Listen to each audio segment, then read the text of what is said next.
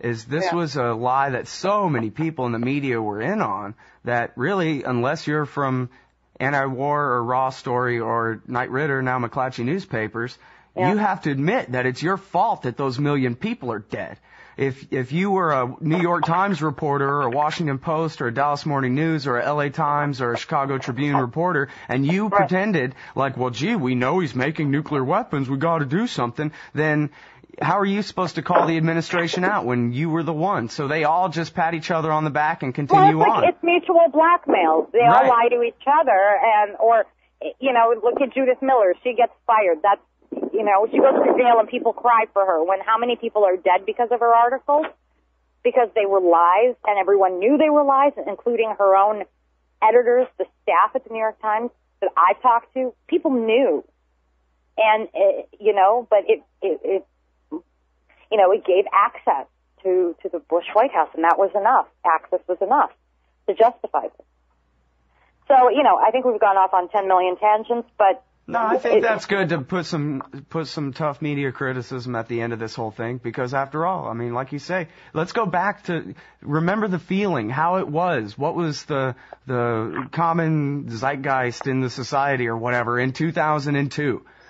Something's got to be done about this Saddam. Let's all pretend that we all believe in this. Let's all, and this is something that Charles Goyette says, is that, and he got fired. He lost his job as a radio show host at the time for standing by his principles. And he said, the reason that there's really no comeuppance and no responsibility and the law is not being enforced and whatever is because the American people are just as guilty as David Gregory and Scooter Libby. The American people wanted blood, and bombing Afghanistan was not enough. We wanted to bomb something that had actually been built before, and instead of just rocks. We wanted to kill more people. I think that's simplistic. I think the American public, the majority of this, I'm not talking about the teabaggers, and their crazy notion that, there's some socialist conspiracy and all Muslims are terrorists and all liberals are with the terrorists and all this other garbage. I'm talking about most reasonable people believed what they were being told on the news, that Saddam Hussein was involved in the attacks in this country. So, yes, they wanted blood, but it seemed justified. I mean, revenge is never justified, but the point I'm making is you're making it very simplistic. The public was misled. I don't know if you can actively blame the public. Now, with everything out, and as so many people know enough now, the fact that there isn't pressure to prosecute them is where the public should be held accountable. But in the build-up to the Iraq War, I don't think the public can be held accountable for believing not only in the government but let's put that aside. Believing in the press, that the press would tell us the truth.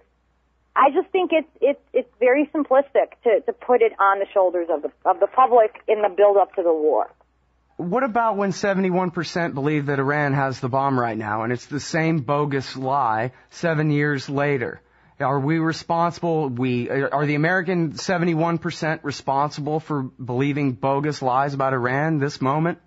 Well, Iran is more complicated than Iraq. Iraq, as simple as it was still the facts are so convoluted, and we were lied to such an extent that when you look at Iran is far more complicated because you, in fact, do have an energy program there. So there's some smoke where they claim there's fire. The public isn't, the majority of the public isn't capable of this kind of nuanced thinking. For them, it's, they have an energy program equals they have the bomb. So it's more complicated with Iran, and I don't expect the majority of the public to understand. Mm-hmm.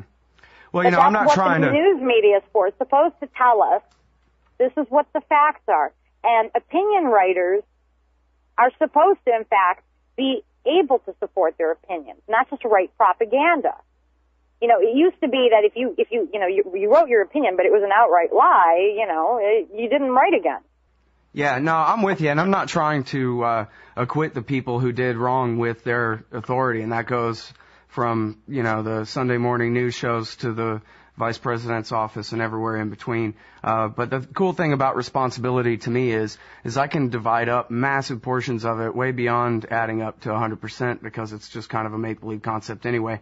And so, wait, whoa, what's a make-believe concept? You're way ahead of me. Well, responsibility, it's sort of an abstract thing, so I think I can blame the people who wanted to believe in the lies about Iraq just as much as the people who were lying to them and give them all 100% responsibility. I don't think that blaming one side acquits the other is what I'm trying to say. No, if one side relies on the other for information, then you can't blame the people for getting faulty information. As I said, you can hold the public accountable after the fact because now we know. We know that they tortured, okay? And Dick Cheney, and he's doing this on Fox News, so the Fox News viewers know.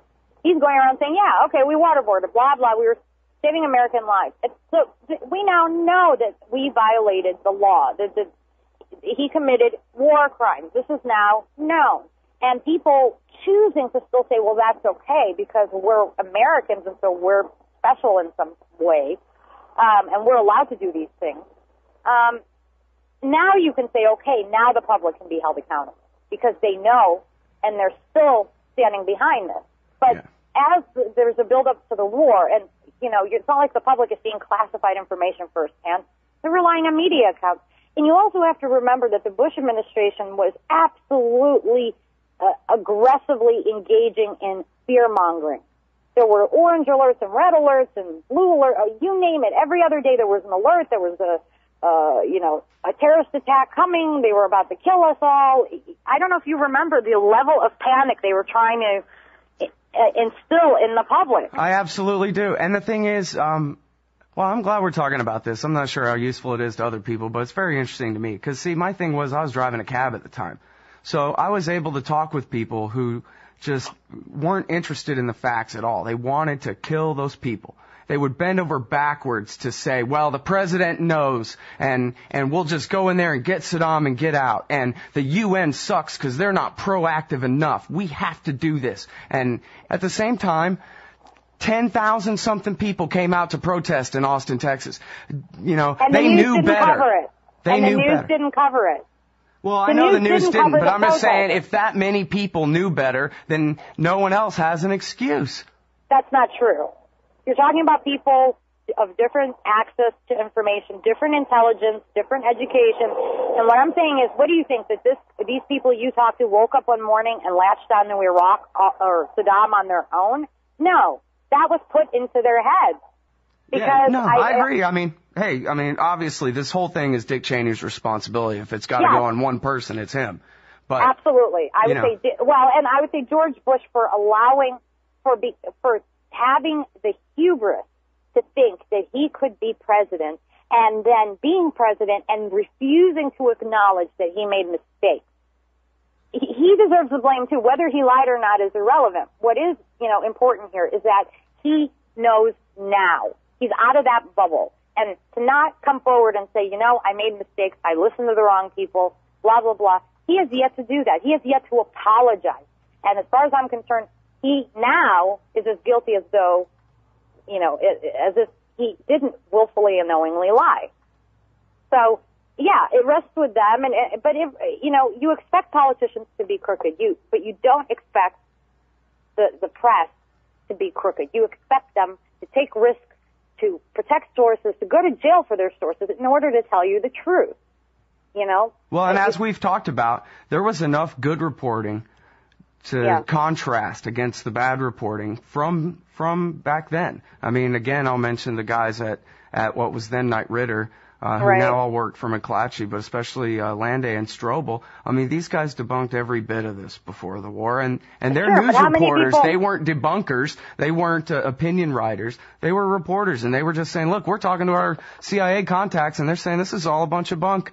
And they were called liars because, if the Washington Post and the New York Times don't have it, these guys are lying, Yep. They're not credible. And the fact that they were able to stay on the story, I think, is credit to the editors at McClatchy or Knight Ridder or whatever. Yeah, absolutely. Because anywhere else, they would have been pulled off the story because nobody else was able to verify or unwilling to verify what they were writing about.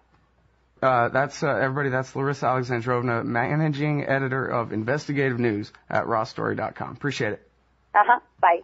Oh, yeah, and everybody check out the Path of War timeline at rawstory.com as well.